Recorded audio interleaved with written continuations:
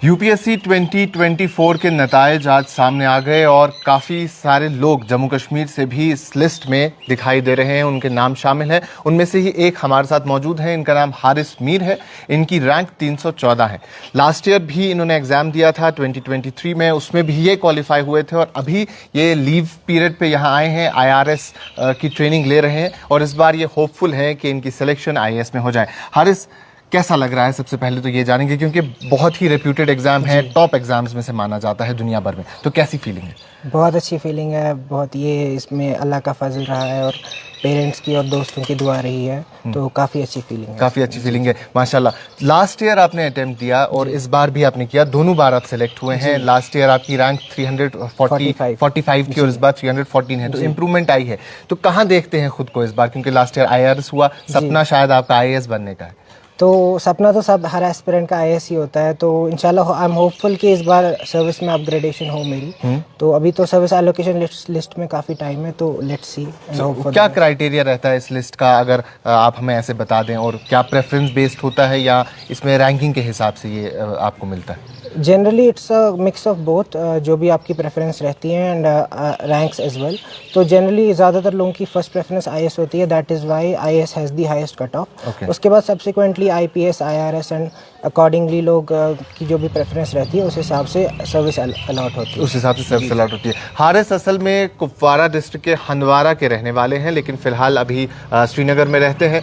तो Haris, overall family का reaction क्या है? अब आपके लिए तो फर्स्ट टाइम नहीं है, आपने इससे पहले भी एग्जाम दिया है और क्वालिफाई भी किया है। कुछ लोग जिनका पहली बार होता है तो शायद खुशी थोड़ी ज़्यादा होती है, लेकिन इस बार आपका सेकेंड अटेम्प्ट था, दोनों बार आप सिलेक्ट हुए, तो खुशी कैसी है? ओवरऑल घर में माहौल कैसा है? बहुत बहुत। अभी तो एक्चुअली मेरे फादर अपने ऑफिस में ही है, तो अभी उनका रिएक्शन तो देखना बाकी है। अच्छा। बट डेफिनेटली लास्ट ईयर जो रिएक्शन था काफ़ी ओवरवेलमिंग था। इस बारी कुछ लोगों को एक्सपेक्टेड लाइंस पे लगा, but it's actually unpredictable exam, so कुछ कह नहीं सकते। तो बट डेफिनेटली सब तो ज़रूर खुश हुए। तो ऐसा ये था कि इसका भरोसा नहीं है, लास्ट ईयर सिलेक्ट हुए, ज़रूरी नहीं कि इस बार भी सिलेक्ट हो? ऐसा ज़रूरी नहीं है। ऐसा ज़रूरी नहीं है, लेकिन आपके घर में एक्सपेक्टेशन लेवल तो बहुत बढ़ गई होगी। जी, और लास्ट ईयर आपने सिलेक्ट किया। ओवरऑल अगर आपके इस पूरे सफ़र के बारे में थोड़ा सा अगर पूछें तो कैसा रहा ये पूरा सफ़र? कब से आपने सोचा था कि यूपीएससी करना है, यूनियन पब्लिक सर्विस कमीशन का एग्ज़ाम देना है? ये सडन थॉट था या किसी ने आपको गाइड किया या खुद से ही जहन में बनाई हुई बात थी? एक्चुअली यूपीएससी का जो मेरा ड्रीम है काफ़ी पुराना है, स्कूलिंग टाइम से ही रह चुका है एंड अकॉर्डिंगली मैंने अपनी स्टडीज़ उसी हिसाब से अलाइन की हुई थी। मैंने उसी के चलते अपना ग्रेजुएशन भी लॉ में किया हुआ था। अच्छा। जामिया मिलिया इस्लामिया दिल्ली से। उसके बाद जो मैंने अपना पहला अटेम्प्ट 2022 में प्रिपरेशन शुरू की जस्ट आफ्टर ग्रेजुएशन, एंड अल्हम्दुलिल्लाह 23 में मेरी सिलेक्शन हुई, which was very unexpected because preparation के मामले में मेरी उस वक्त प्रिपरेशन काफ़ी कम थी।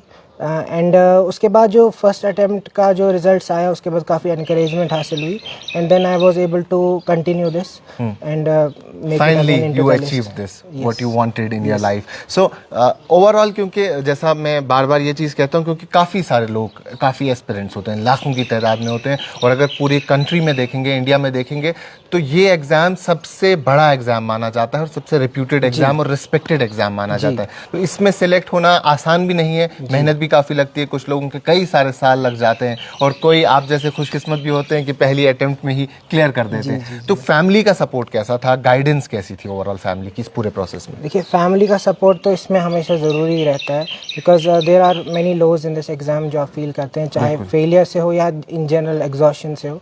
तो फैमिली का सपोर्ट तो हमेशा से था, ओवरवेलमिंग सपोर्ट था। कभी भी उन्होंने कोई डाउट नहीं दिखाया मुझ पे एंड कंटिन्यूसली इन्वेस्ट किया, तो उनका तो सपोर्ट है एक मेजर रीज़न जिसकी वजह से मैं। तो वो ट्रस्ट और सपोर्ट फैमिली का काफ़ी ज़्यादा इंपॉर्टेंट था। जैसे आपने अभी जिक्र किया कि इस टाइम पीरियड में इंसान की ज़िंदगी में लो भी काफ़ी पॉइंट आता है, क्योंकि आप स्ट्रेस हो जाते हैं काफ़ी ज़्यादा, आसान नहीं है ये अचीव करना। तो वो लोज को ओवरकम कैसे किया? लोज को ओवरकम करने का तो सबसे अच्छा तरीका यही रहता है कि आप कुछ अपने आपका जो फ्रेंड सर्कल है वो अच्छा हो, आप अपने पेरेंट्स से शेयर करें, अपने फैमिली मेम्बर्स से शेयर करें। उसके अलावा थोड़ी बहुत फिजिकल एक्टिविटी एंड एक्सरसाइज भी अपनी मेंटेन रखें। तो ये एक आई थिंक होलिस्टिक अप्रोच रहती है लोज को डील करने की। तो ओके काफ़ी सारे लोग एक्चुअली ऐसा भी कहते हैं कि इस एग्ज़ाम में जो लोग सिलेक्ट होते हैं हम उन्हें हाइप करते हैं, लेकिन एट द सेम टाइम अगर आप इस एग्ज़ाम को देखेंगे तो ये एग्ज़ाम उतना आसान भी नहीं है। ये शायद वही शख्स, वही लड़का या वही लड़की समझ पाएगा जो इस पूरे प्रोसेस से गुजरता है, क्योंकि आप कितने घंटे पढ़ते हैं, आप पूरा अपने सोशल लाइफ को कट ऑफ करते हैं। तो क्या मैंने ये बात इसलिए कही क्योंकि एज यूजुअल सोसाइटी में ये बात भी होती है एट द सेम टाइम कि ये उतना इंपॉर्टेंट भी नहीं है कि इसे इतनी हाइप दी जाए, लेकिन जो लोग समझते हैं उन्हें मालूम है। तो कितना ज़रूरी है मेंटेन करना अपनी सोशल पर्सनल लाइफ को एट द सेम टाइम कि आप पढ़ाई भी कर रहे हैं, और कितने घंटे देना ज़रूरी है? क्या ये पर्सन टू पर्सन भी वैरी करता है? बिल्कुल, देखिए ये तो प्रेपरेशन जो है वो कम्प्लीटली इंडिविजुअलिस्टिक है। कुछ लोगों के चैलेंजेस अलग होते हैं, हर प्रेपरेशन, हर इंसान की प्रेपरेशन अलग लेवल्स पे चलती है। कोई बंदा है जो जस्ट अपनी उसके कम्प्लीटली डिफरेंट सब्जेक्ट्स हों और उसके बाद उसने इमीडिएटली प्रेपरेशन शुरू की, उसके लिए काफ़ी चैलेंजिंग रहेगा। बट कुछ लोग एक्सटेंसिवली काफ़ी अपने स्कूलिंग टाइम से इसको माइंडसेट में लेके चल रहे होते हैं। तो आई थिंक जो प्रेपरेशन इसको रिड्यूस किया गया इनटू जस्ट आवर्स कि कितने घंटे पढ़ाई की जाए या कैसे कम्प्लीटली आइसोलेट की जाए, ये कम्प्लीटली हर बंदे का इंडिविजुअल डिसीजन रहना चाहिए कि कितने आवर्स होने चाहिए। एंड आई थिंक हर बंदे को इसमें अपने हिसाब से डिसीजन लेना चाहिए। इट डिपेंड्स कि आप किस बैकग्राउंड से आ रहे हैं या नहीं। जैसे आपने जिक्र किया कि आपने लॉ किया है जामिया मिलिया से, तो लॉ सब्जेक्ट आपको ओवरऑल आपके इस प्रिपरेशन में, इस टाइम पीरियड में आपको कितना हेल्प किया कि ये सब्जेक्ट, कुछ लोग पॉलिटिकल साइंस पढ़ते हैं, कुछ लोग एडमिनिस्ट्रेशन पढ़ते हैं, तो क्या ये पर्टिकुलर सब्जेक्ट कहीं ना कहीं ज़्यादा हेल्प करते हैं उन लोगों से जो लोग इंजीनियरिंग या मेडिकल बैकग्राउंड से आते हैं?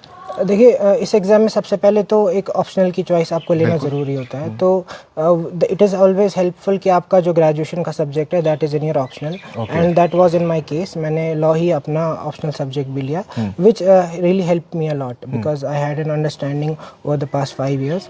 तो apart from that in GS papers, law का तो हमेशा एक इंटीग्रेशन रहता ही है हर चीज़ में। Even as an administrator law is a very the most important instrument. At the end आपको वही करना है, एग्जीक्यूट करना है। तो आई थिंक लॉ की तो काफ़ी ज़्यादा अहमियत है before exam and after exam as well. तो इट हेल्प एक्चुअली। तो अगर वैसे कुछ सब्जेक्ट्स हों जो कहीं ना कहीं इंटरलिंक्ड हो तो वो एक्चुअली लॉन्ग टर्म में हेल्प करते हैं। So what is the mindset now, क्योंकि अब फाइनली अल्हम्दुलिल्लाह आपने वो चीज़ अचीव कर ली जिसका आप शायद काफ़ी वक्त से इंतज़ार कर रहे थे। आपने कहा कि आप स्कूल डेज से ही इसके बारे में सोचते आ रहे थे। तो क्या है अब आगे की एक्सपेक्टेशन, क्योंकि अभी आप हंसते खेलते थे इधर और आप कुछ वक्त बाद से आप शायद बहुत मसरूफ़ हो जाएंगे, बिजी हो जाएंगे, तो क्या कुछ सोचा है कि क्या आगे जाके करना है? अब सबसे पहले तो बस इंतज़ार रहेगा सर्विस एलोकेशन लिस्ट का, जिसमें पता चलेगा अल्टीमेटली क्या सर्विसेज अलॉट हुई हैं। बस उसके बाद just I am looking forward to joining the training and joining the services and getting to the service as soon as possible. In the meanwhile, I think I'll try to guide as many students as possible जो भी मेरे से help लेना चाहे, which I have been doing over the past 1 year as well. So वो ये दोनों चीज़ें जो है I'm looking forward to. So this is very important, क्योंकि बहुत सारे एस्पिरेंट्स होते हैं और कुछ ऐसे भी लोग होते हैं जिन्हें मालूम नहीं होता कि सही डायरेक्शन क्या है, तो उन्हें गाइड करना काफ़ी ज़्यादा ज़रूरी है। एट द एंड टैलेंट और पोटेंशियल ही सामने आता है, लेकिन बहुत सारे लोगों में चीज़ होती है लेकिन उन्हें सही डायरेक्शन नहीं मिलती। So we wish you all the best. ये आपके शायद कुछ लोग आपका इंतजार कर रहे हैं, आपके लिए मालाएं लेके आए हैं, तो आप इनके साथ एंजॉय करें अपना वक्त। It's your time. Thank you so much for your time. We wish you all the best. So ये हारिस थे जिन्होंने अभी 314th रैंक हासिल की है यूनियन पब्लिक सर्विस कमीशन के एग्जाम में। तो हम उम्मीद करते हैं कि आने वाले दिनों में जब ये सर्विस ज्वाइन करेंगे तो अच्छा काम करेंगे, ओवरऑल सोसाइटी के लिए बेहतर काम करेंगे और लोगों को इंस्पायर करेंगे। अभी के लिए इतना ही। बाकी तमाम मजीद मालूमात के लिए बने रहें कश्मीर लाइव के साथ।